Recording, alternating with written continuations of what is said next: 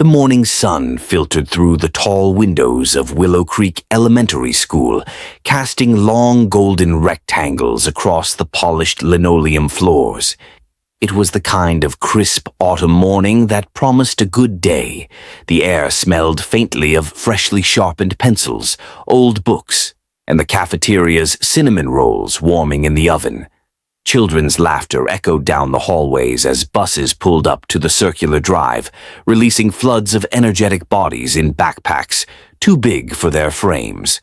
Ms. Rachel Rowan stood at her classroom door as she did every morning, greeting each of her second-grade students with a warm smile and sometimes a high five or a gentle pat on the shoulder.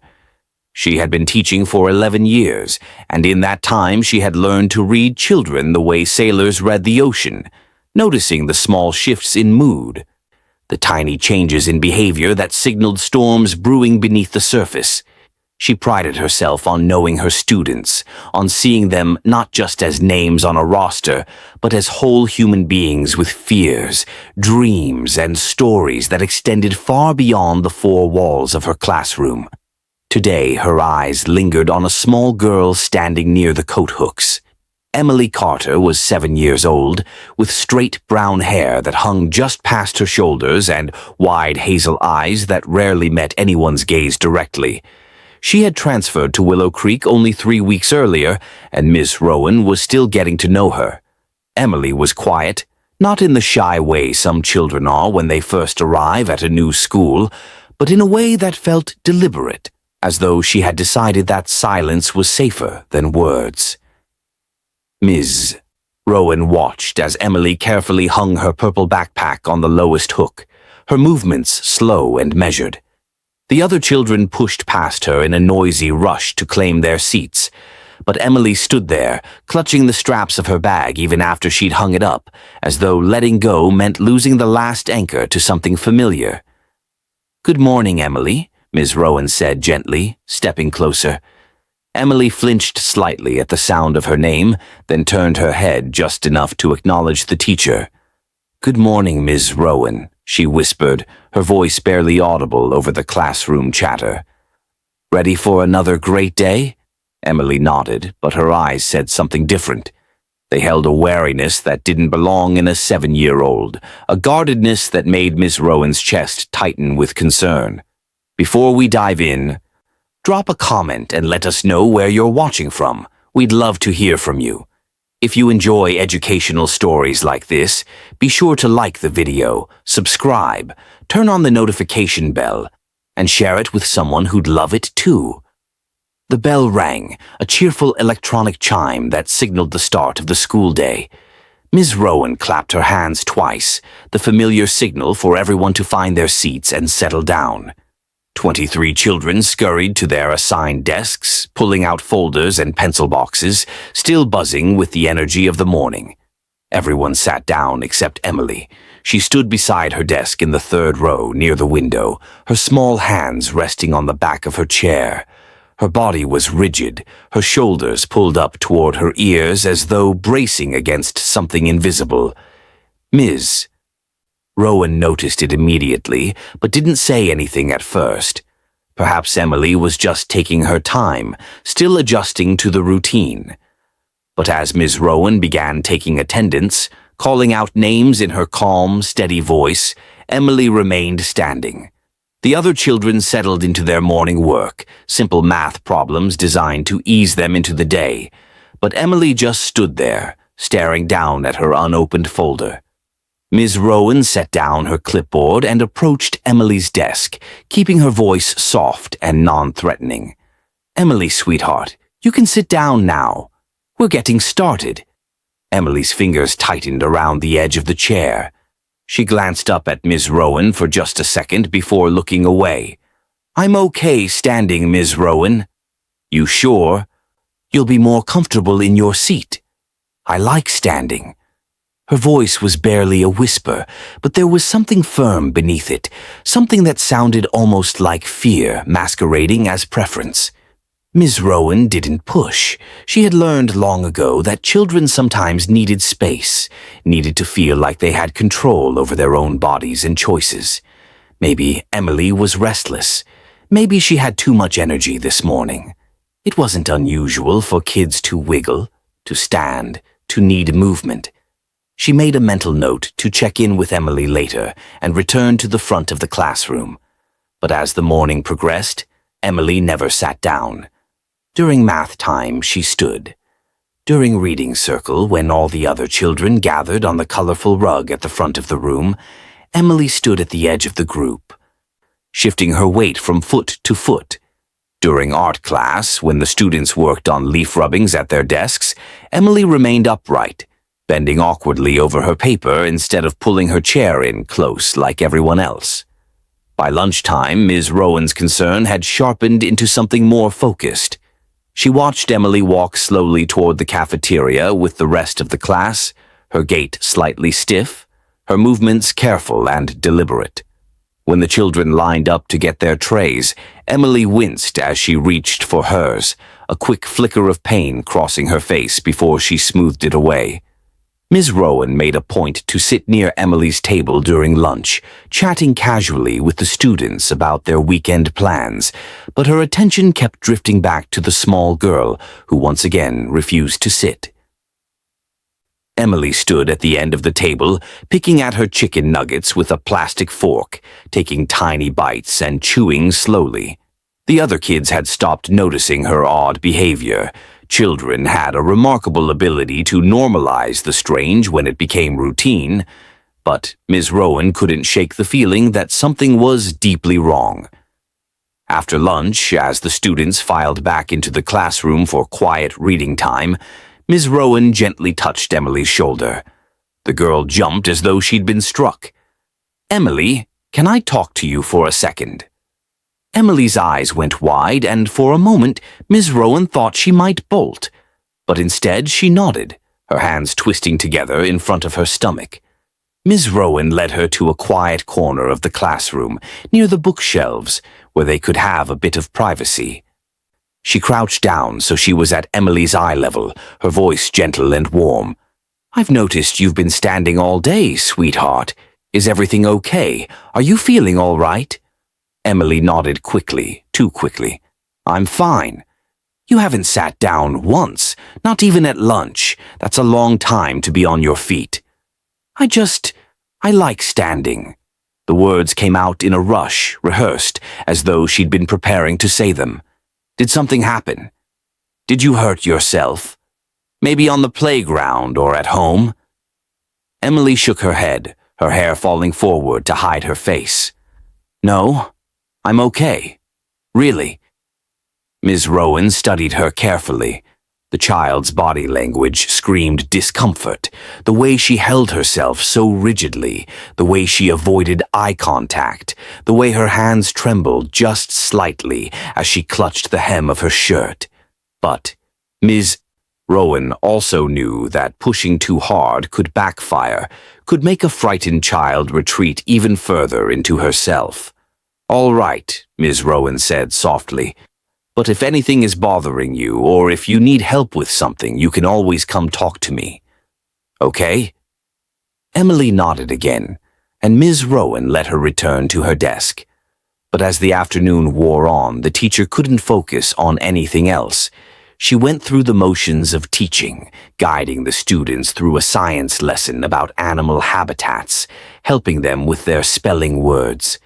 But her mind kept circling back to Emily, standing beside her desk, her small frame tense with an effort that no child should have to expend.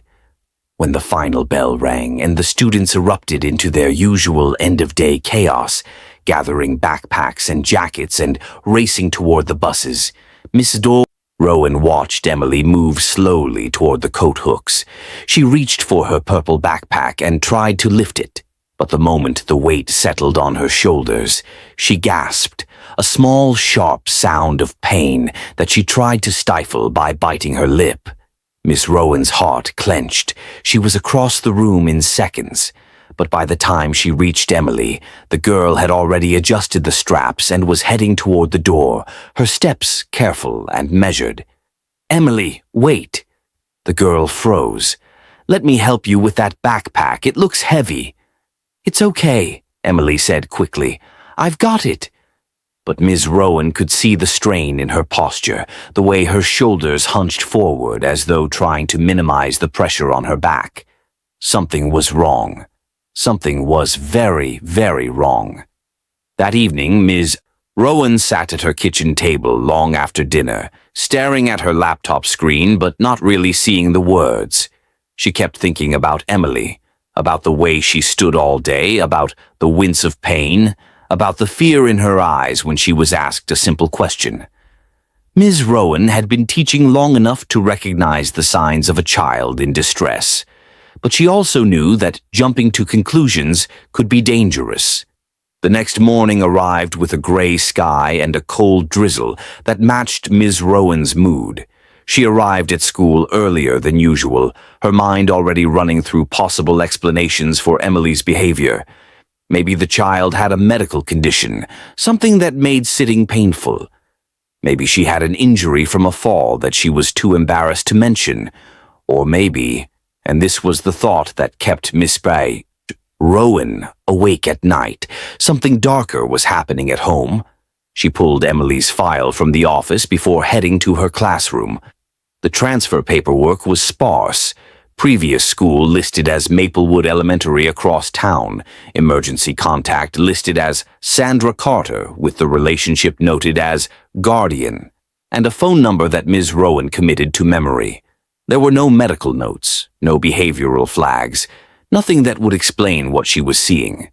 When the students began arriving, Ms. Rowan positioned herself at the door again, watching carefully.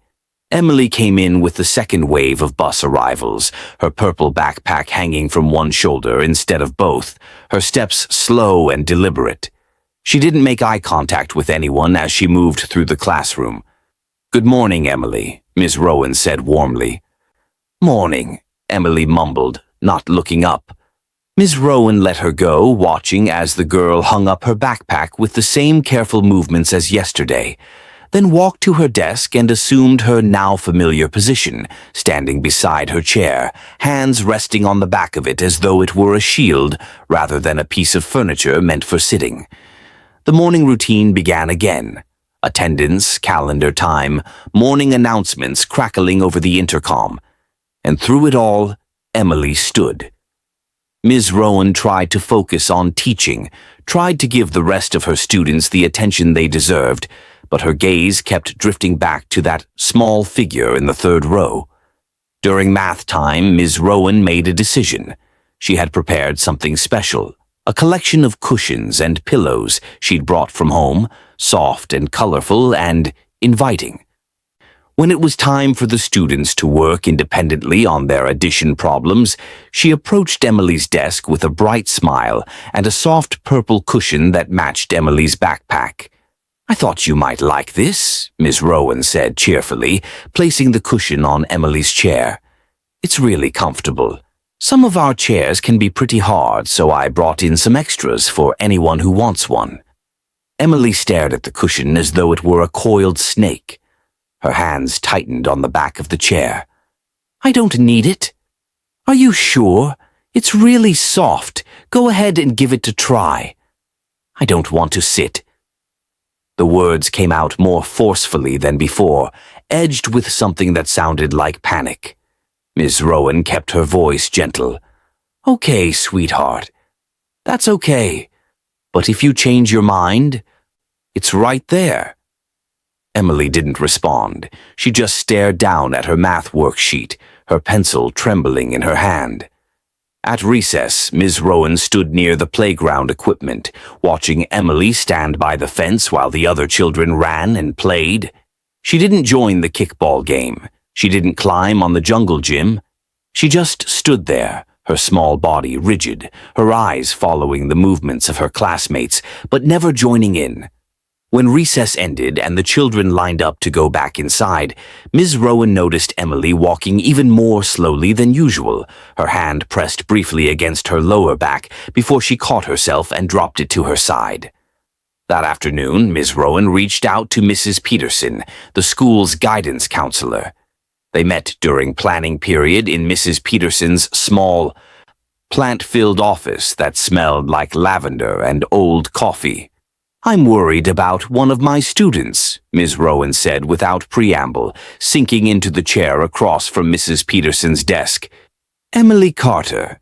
She transferred here a few weeks ago." Mrs. Peterson pulled up Emily's file on her computer. "I remember her intake meeting. Quiet girl. Living with her aunt, I believe. What's going on?" Ms. Rowan explained everything: the refusal to sit, the careful movements, the wince of pain, the fear in Emily's eyes when asked simple questions. As she spoke, she watched Mrs. Peterson's expression shift from curious to concerned. "Have you noticed any visible injuries?" Mrs. Peterson asked. "No, but she wears long sleeves and pants even though it's been warm, and she won't let anyone get too close to her." Mrs. Peterson leaned back in her chair, tapping her pen against her desk. "It could be a lot of things. Medical issue, trauma from before she came here, adjustment difficulties. But given what you're describing, especially the pain response and the avoidance behavior, I think we need to keep a very close eye on her." "What do I do?" Ms. Rowan asked, hearing the frustration in her own voice. "I can't force her to tell me what's wrong, but I also can't just ignore this. Keep documenting everything you notice, times, behaviors, any statements she makes. If you see any visible injuries or if her condition worsens, we'll need to make a report. For now, keep building trust with her. Sometimes that's all we can do. Be the safe adult in their life and wait for them to feel secure enough to open up." Ms. Rowan nodded. But the answer felt inadequate. She wanted to fix this now, to swoop in and make whatever was hurting Emily stop. But she also knew that child protection was a delicate dance, one that required patience and evidence and careful steps that sometimes felt agonizingly slow. The rest of the week crawled by. Emily continued standing through every class, every activity, every moment of the school day. Ms. Rowan tried different approaches, offering a standing desk option that some of the other kids used, suggesting Emily might like to sit on the floor during reading time with a special mat, even proposing that maybe Emily's chair was broken and needed to be replaced. Nothing worked. Emily refused every alternative with the same quiet, fearful insistence that she was fine standing. By Friday, the other children had started to notice and comment. During lunch, Ms. Rowan overheard a conversation at Emily's table. "Why don't you ever sit down?" asked Marcus, a boy with a gap-toothed grin and boundless curiosity. Emily's shoulders hunched. "I just don't want to." "That's weird," said Sophia, not unkindly but with the brutal honesty of 7-year-olds. "Don't your legs get tired?" "No." "I think that's weird," Marcus repeated. "My mom says I have ants in my pants because I can't sit still, but you have the opposite. You have no sit-down disease." A few kids giggled. Emily's face flushed red, and she looked down at her lunch tray, her hands gripping the edge of the table. Ms. Rowan intervened quickly, redirecting the conversation and gently reminding the students about being kind to one another, but the damage was done. Emily's isolation had been named, made visible, and now she was marked as different in the eyes of her peers. That afternoon, during quiet reading time, Ms. Rowan watched Emily standing beside her desk, a picture book open in her hands, but her eyes not moving across the pages. She was just staring, unseeing, at the colorful illustrations of a happy family having a picnic. And then slowly, so slowly Ms. Rowan almost missed it, Emily's hand drifted to her lower back, pressing against it through her pink sweater. The grimace that crossed her face was unmistakable, pure, undiluted pain. Ms. Rowan's decision crystallized in that moment. Something was seriously wrong, and waiting wasn't helping. She needed to act.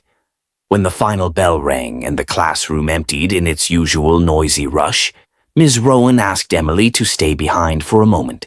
The girl's eyes went wide with fear. "Am I in trouble?" "No, honey, not at all," Ms. Rowan said quickly, her heart breaking at the question. "I just want to talk to you for a minute." Is that okay?" Emily nodded reluctantly, setting her backpack down by her feet rather than putting it on her shoulders.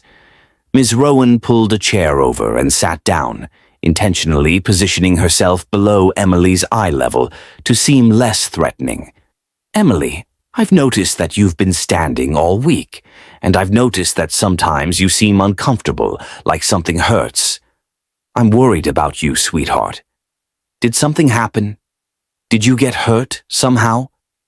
Emily's bottom lip trembled. She shook her head. "I'm fine. It's okay to tell me if you're not fine.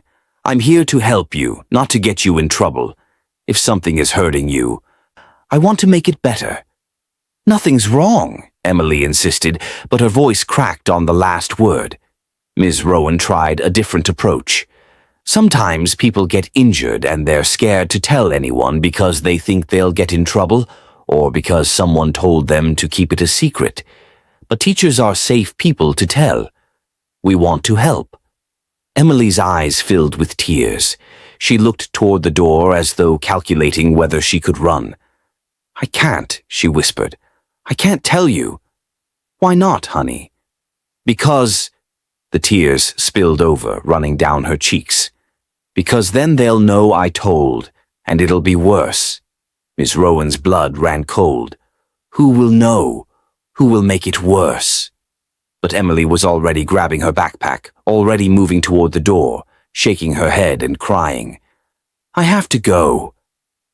My bus is leaving. I have to go. Emily, wait." But she was gone, running down the hallway as fast as her small legs and obvious pain would allow, leaving Ms. Rowan standing in the empty classroom with a sick feeling spreading through her chest. Ms. Rowan didn't sleep that night. She lay in bed staring at the ceiling. Emily's tear-streaked face burned into her memory. The words echoed in her mind. "Because then they'll know I told, and it'll be worse." Those weren't the words of a child with a simple injury. Those were the words of a child living in fear, a child who had been threatened into silence. By dawn, Miss Rowan had made up her mind. She arrived at school an hour early and went straight to Mrs. Peterson's office. The guidance counselor wasn't in yet, so she waited in the hallway, drinking terrible coffee from the teacher's lounge and rehearsing what she needed to say. When Mrs. Peterson finally arrived, juggling a travel mug and a stack of folders, Ms. Rowan was on her feet immediately. "We need to talk about Emily Carter. Now." They sat in Mrs. Peterson's office with the door closed, while Ms. Rowan recounted Friday's conversation. Mrs. Peterson listened with growing concern, taking notes on a legal pad. "That changes things," Mrs. Peterson said when Ms. Rowan finished. "A statement like that, that's concerning language. It suggests someone has threatened her to keep quiet about something. Combined with the physical signs you've been documenting, I think we're at the point where we need to consider making a report to CPS." "What do we need to do that?" Miss Rowan asked. "We need to see if there are any visible injuries. We can't make a report based solely on behavioral observations and vague statements, but if there's any physical evidence of abuse or neglect, we're mandated reporters. We have to call it in." Miss Rowan felt a knot of dread in her stomach. She knew this was necessary, knew it was the right thing to do, but she also knew how terrifying it would be for Emily. How do we check without traumatizing her further? "Very carefully," Mrs. Peterson said. "We'll need the school nurse present and we'll approach it as a general wellness check. We'll tell Emily we're concerned about her discomfort and want to make sure she's healthy. We'll ask permission before we do anything, and if she refuses, we won't force her. But if she does let us look and we see something concerning, we make the call immediately." The morning felt like it lasted forever. Ms. Rowan went through the motions of teaching, spelling words, a science lesson about the water cycle, helping students with their reading comprehension questions. But her mind was elsewhere.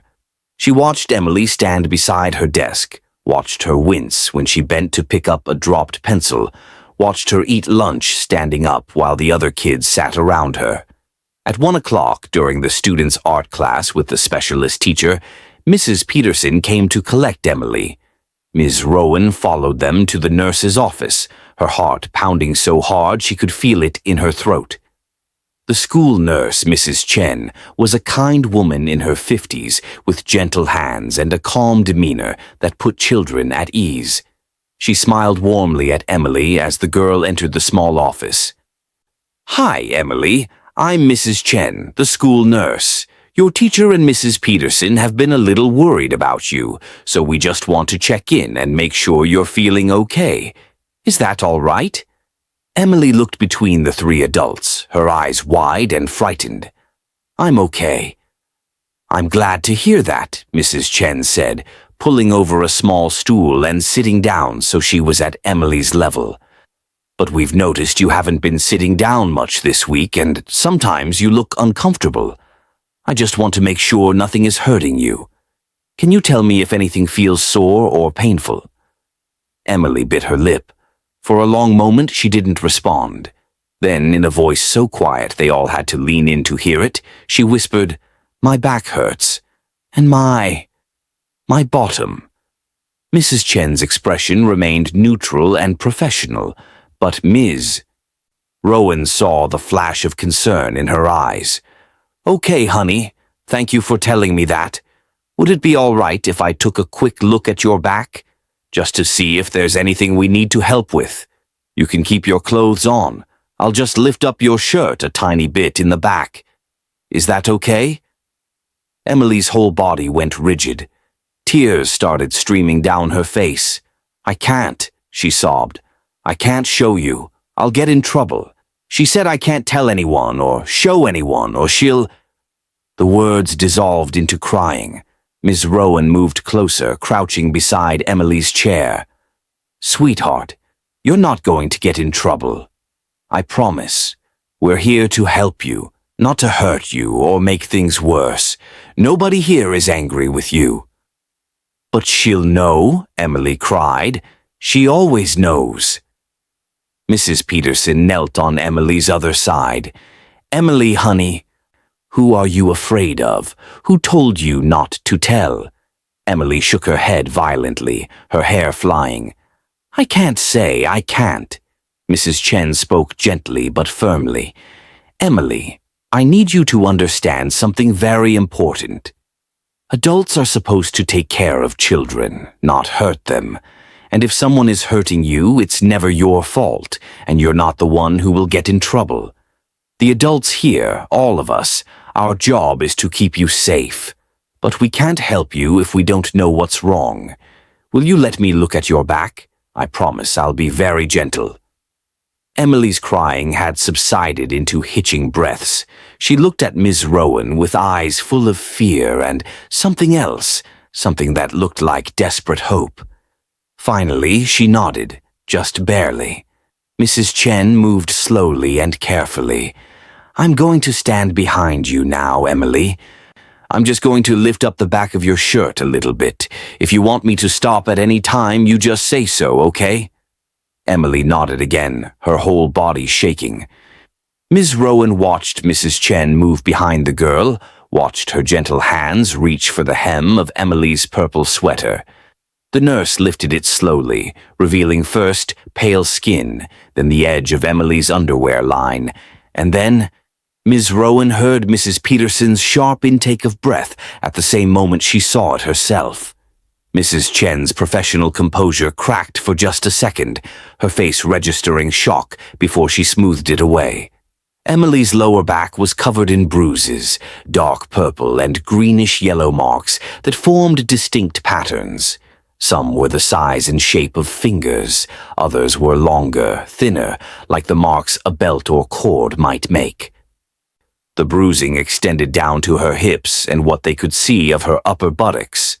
The injuries were in various stages of healing, suggesting they hadn't all happened at once. Mrs. Chen lowered Emily's shirt immediately and came around to face her. "Thank you for letting me look, Emily. You were very brave." Her voice was steady, but Ms. Rowan could see her hands trembling slightly as she made notes on a medical form. Emily was crying again, silently now, tears streaming down her face. "Are you going to take me away?" The question broke Ms. Rowan's heart. She wanted to gather Emily into her arms, to tell her everything would be okay, but she knew she couldn't make promises she might not be able to keep. Instead, she took Emily's hand gently. "We're going to make sure you're safe, sweetheart. That's what matters most right now." Mrs. Peterson was already on the phone, her voice low and professional as she spoke to someone from Child Protective Services. Mrs. Chen was documenting everything, taking photos with a medical camera, filling out forms that would become part of an official report. Emily sat in the chair, small and frightened and so heartbreakingly young, and Ms. Rowan sat beside her, holding her hand and wishing she could turn back time, could have seen this sooner, could have prevented even one of those bruises from ever forming. Within the hour, a CPS caseworker arrived at the school. Her name was Jennifer Morris, and she had kind eyes and a no-nonsense demeanor that inspired confidence. She spoke with the school staff first, reviewing the medical documentation and the teacher's observations. And then she asked to speak with Emily privately. Ms. Rowan waited in the hallway outside the conference room where the interview was taking place. She could hear the murmur of voices, but couldn't make out the words. 45 minutes passed, then an hour. When the door finally opened, Emily emerged looking exhausted and small, followed by Ms. Morris, who wore an expression of barely contained anger. "We're going to take Emily into protective custody," Ms. Morris said quietly to the assembled school staff. "I've already contacted law enforcement. Based on what she's disclosed and the physical evidence, we have enough for an emergency removal. She'll go to a temporary foster placement while we investigate." "What did she tell you?" Ms. Rowan asked. Ms. Morris glanced at Emily, who was standing a few feet away, staring at the floor. "I can't share details, but let's just say that what she described is consistent with the injuries and is extremely concerning. The guardian will be investigated and, depending on what we find, charges may be filed." Ms. Rowan felt tears prick her eyes. "Can I say goodbye to her?" Ms. Morris nodded. "Of course, just keep it brief." Ms. Rowan knelt in front of Emily, taking both of the girl's small hands in hers. "Emily, honey, I want you to know that none of this is your fault. You were so brave to tell the truth. I'm proud of you." Emily's eyes filled with fresh tears. "But I won't be able to come back to school. I won't see you anymore." "Hey, that's not true," Miss Rowan said, her own voice thick with emotion. "Once you're settled in your new place, you'll still come to school here. You'll still be in my class. This isn't goodbye forever. It's just goodbye for today." "Promise?" Ms. Rowan knew she shouldn't make promises about things outside her control, but she couldn't stand the fear in Emily's eyes. "I promise I'll do everything I can to make sure you can come back to us. You're part of our classroom family, and we don't give up on family." Emily nodded, a tiny movement, and then she was being led away by Ms. Morris, out the front doors of the school and into a waiting car. Miss Rowan stood at the window and watched them drive away, her heart simultaneously breaking and filling with fierce protective love for the small girl who had trusted her enough to reveal her pain. The next week was the longest of Ms. Rowan's teaching career. The classroom felt wrong without Emily's quiet presence, without that small figure standing determinedly beside her desk. The other students asked questions. Where was Emily? Why wasn't she at school? Was she sick? And Miss Rowan had to carefully navigate the truth without violating Emily's privacy. She told them that Emily had to be away for a little while but would be back soon, and meanwhile they could all make cards to show her they were thinking of her. The card-making project turned into something beautiful. Every student in the class made multiple cards, decorating them with crayons and stickers and glitter. They wrote simple messages. "We miss you, and come back soon, and you're the best."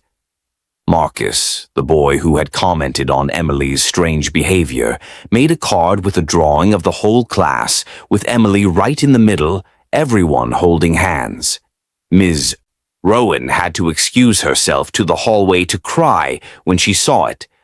Ms. Morris, the CPS caseworker, called Ms. Rowan 3 days after Emily's removal to provide an update. Emily was in a temporary foster home with an experienced foster mother who specialized in caring for children who had experienced trauma.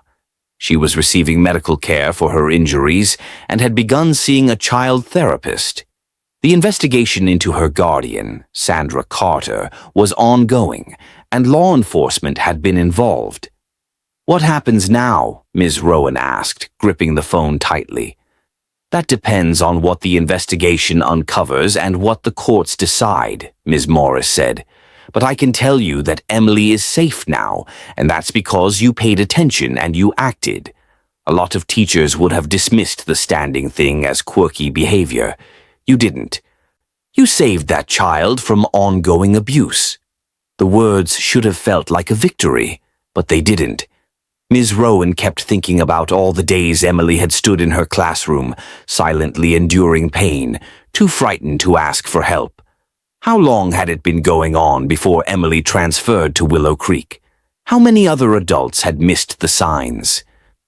On Thursday of that week, Ms. Morris called again with news. Emily wanted to return to school.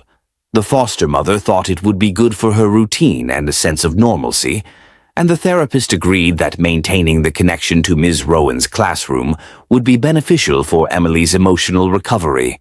"She specifically asked about you," Ms. Morris said. "She wanted to know if you'd still be her teacher. I think you made quite an impact on her."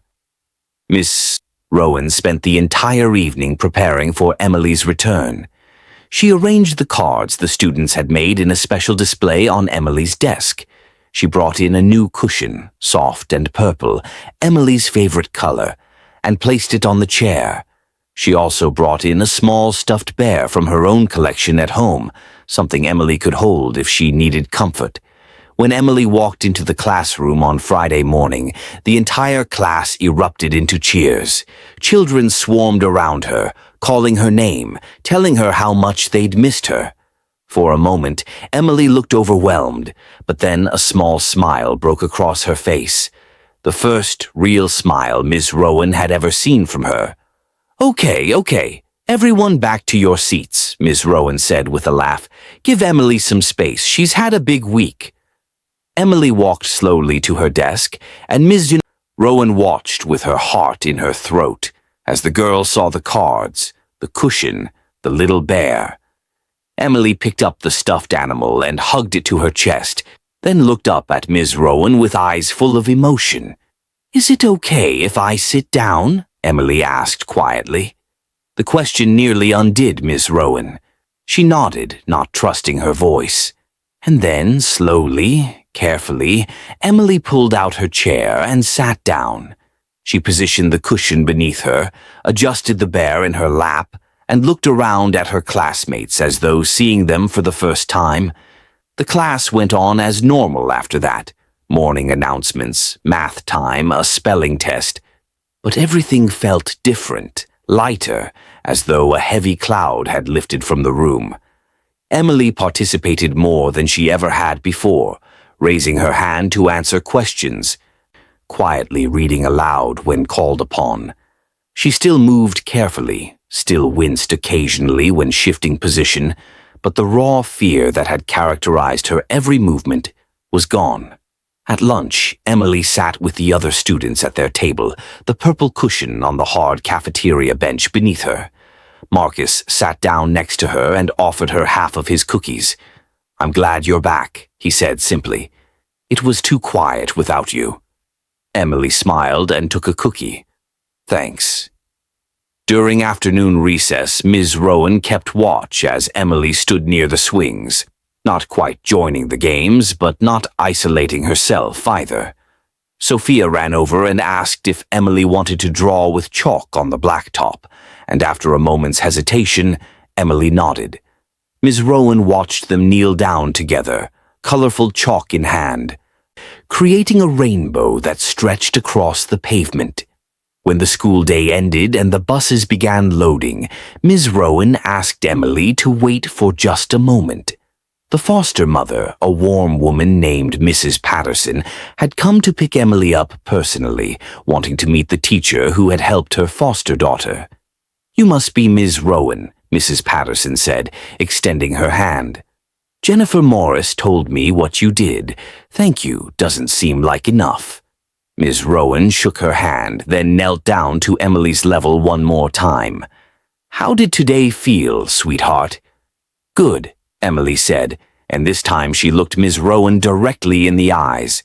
"Really good. I liked sitting down." Ms. Rowan laughed even as tears threatened. "I bet you did. And that bear, he's yours to keep. His name is Mr. Fuzzy, but you can rename him if you want." Emily hugged the bear tighter. "I'll keep his name. Thank you, Miss Rowan. Thank you for helping me. Always, honey, always." Over the following weeks, Emily continued to heal. The bruises faded from purple to yellow to nothing at all. She began participating more in class, even volunteering to read her writing during sharing time.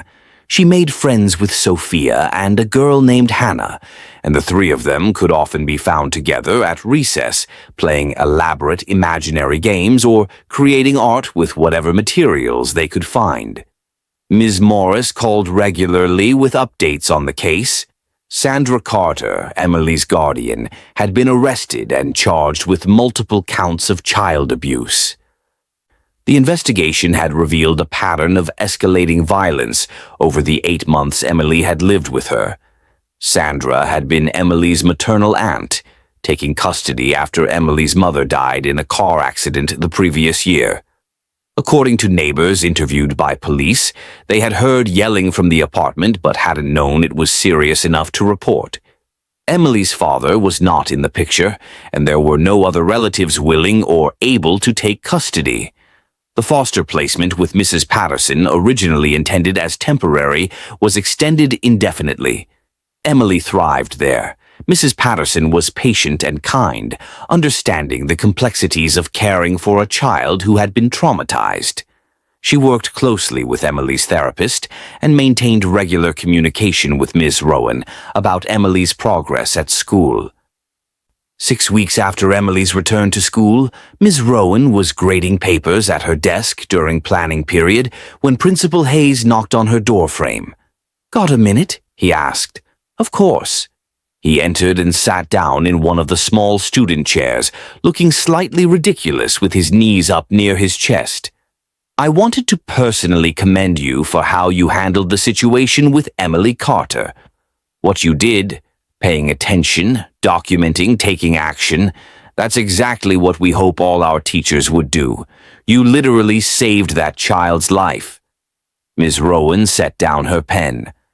"I just did what any teacher would do." "No," Principal Hayes said firmly. "That's not true. A lot of teachers would have dismissed it as behavioral or assumed the parents were handling it or not wanted to get involved in something messy. You saw a child in pain and you didn't look away. That matters. That's everything." After he left, Ms. Rowan sat alone in her classroom for a long time, thinking about what he'd said. She thought about all the Emily Carters in the world, children suffering in silence, too frightened or too controlled to ask for help. She thought about how many of them slipped through the cracks because the adults around them didn't notice or didn't act. And she thought about how simple it had been, really, to make a difference. Pay attention. Notice the small things. Care enough to act. 3 months after the initial incident, the class was preparing for their winter concert. The music teacher had assigned everyone a part in a production about kindness and community. Emily had been reluctant to participate at first, but with encouragement from Ms. Rowan and her classmates, she had agreed to join the chorus. The night of the concert, Ms. Rowan stood backstage watching her students in their festive costumes, buzzing with nervous excitement. Emily stood in the second row of the chorus, wearing a red velvet dress that Mrs. Patterson had bought for the occasion. Her hair was pulled back with a sparkly headband, and she was smiling, really, genuinely smiling, as she chatted with Sophia beside her. When the curtain rose and the children began to sing, Miss Rowan felt tears streaming down her face. Emily's voice was soft but clear, and she knew every word. She stood tall and confident, nothing like the frightened girl who had refused to sit down all those months ago. When the concert ended and the audience erupted into applause, Emily beamed, taking a little bow with the rest of her class. Afterward, in the classroom where parents mingled with cookies and punch, Mrs. Patterson approached Miss Rowan with Emily in tow. "There's something Emily wanted to tell you," Mrs. Patterson said gently. Emily looked up at her teacher, her expression serious. "The judge said I get to stay with Mrs. Patterson forever. She's going to adopt me." Ms. Rowan gasped, then dropped to her knees and pulled Emily into a careful hug. "Oh, sweetheart, that's wonderful news. The best news." "And I get to stay at this school," Emily continued, her words tumbling out faster now. "And stay in your class next year if you're teaching 3rd grade, and Mrs. Patterson says I can have art lessons, and we're going to get a dog, and—" She paused, suddenly shy. "And I wanted to say thank you, because you saved me." "Ms." Rowan pulled back to look at Emily's face, at those hazel eyes that no longer held fear, but instead sparkled with hope and joy. "You saved yourself, honey. You were brave enough to trust me, brave enough to tell the truth. I just helped open the door. You walked through it." Emily hugged her again, and Ms. Rowan held her, feeling the solid warmth of a child who was safe, who was loved, who had a future full of possibility instead of pain. Later that evening, after all the parents and students had left, Ms. Rowan sat alone in her classroom one more time. She looked at Emily's desk with its purple cushion and the little stuffed bear that Emily had named Mr. Fuzzy. She thought about how close they had come to missing it, to letting Emily slip through the cracks. She thought about the power of paying attention, of trusting your instincts, of acting even when you're afraid you might be wrong. She opened her laptop and began typing an email to the staff, sharing resources about recognizing signs of child abuse, about the importance of documentation, about how to report concerns. She included Emily's story, with permission from Mrs. Patterson and with all identifying details changed, as a case study in why vigilance mattered. Before she sent it, she added one final paragraph. "We see these children every day. We are often the most consistent, stable adults in their lives. We have the power to notice, to care, and to act. We have the power to save lives. Let's never forget that responsibility, and let's never look away when a child needs us. Because sometimes a small behavior, like a little girl who won't sit down, can be a silent scream for help. And sometimes, one caring adult can change everything." She hit send and closed her laptop. As she gathered her things and prepared to leave for the evening, she paused at Emily's desk one more time. She straightened the cards that still hung there, touched the soft purple cushion, and smiled. Tomorrow Emily would come to school and sit in this chair. She would learn and play and laugh with her friends. She would raise her hand to answer questions and share stories about her weekend. She would be a regular 7-year-old girl doing regular 7-year-old things. And that, Ms. Rowan thought as she turned off the classroom lights and locked the door behind her, was the most extraordinary miracle of all. The story of Emily Carter and Miss Rowan spread through the school district and eventually beyond. It became a training case, a reminder to educators everywhere about the critical role they play in children's lives. Ms. Rowan was invited to speak at conferences about recognizing signs of abuse and the importance of mandatory reporting. She always began these presentations the same way, with a picture of an empty chair and the question, "What does a child's behavior tell you?" Emily flourished. By the end of third grade, she was reading above grade level and had developed a passion for art. She made a ceramic bowl in art class and gave it to Miss Rowan as a thank you gift. Inside the bowl, she had inscribed a simple message, "For the teacher who saw me." Mrs. Patterson's adoption of Emily was finalized on a sunny day in May, surrounded by friends, teachers, and social workers who had been part of Emily's journey. Ms. Rowan attended the courthouse celebration, watching as Emily, now officially Emily Patterson, cut into a cake decorated with rainbows and butterflies. Sandra Carter was sentenced to 8 years in prison for child abuse. Emily would be a teenager by the time her former guardian was released, safe and settled in a loving home far from the woman who had hurt her. Sometimes, late at night, Ms. Rowan still thought about those first days when Emily stood beside her desk, silent and suffering. She thought about how different things could have been if she had dismissed it, if she had assumed Emily was just being quirky or difficult. She thought about the bruises that would have continued, the pain that would have escalated, the potential tragedy that had been averted by simple attention and care. But mostly she thought about Emily's smile, that genuine, joyful smile that lit up her face now when she walked into class each morning. She thought about the sound of Emily's laughter during recess, the confidence in her voice when she read aloud, the way she no longer flinched when someone moved too quickly near her. Those were the moments that mattered. Those were the reasons Ms. Rowan taught. And every time she saw Emily sit down in her chair, without fear, without pain, without hesitation, Miss Rowan was reminded of why she had chosen this profession in the first place: to protect children, to nurture them, to be the safe adult they could trust when everything else in their world felt dangerous.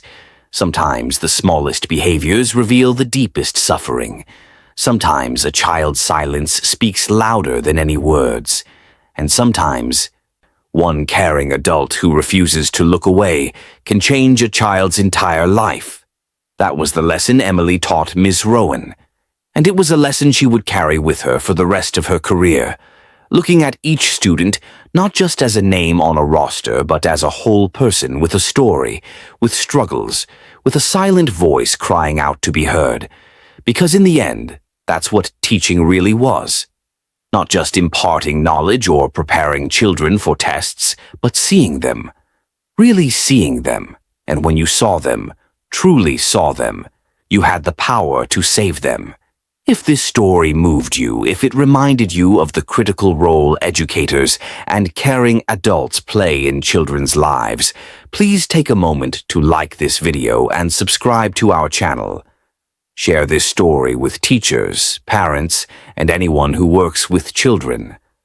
Leave a comment telling us where you're watching from and whether you've ever encountered a situation where paying attention made all the difference. These conversations matter. These stories matter. And most importantly, these children matter. Thank you for watching, and remember, sometimes the smallest sign of suffering is the loudest call for help. Never stop paying attention. Never stop caring. Never look away.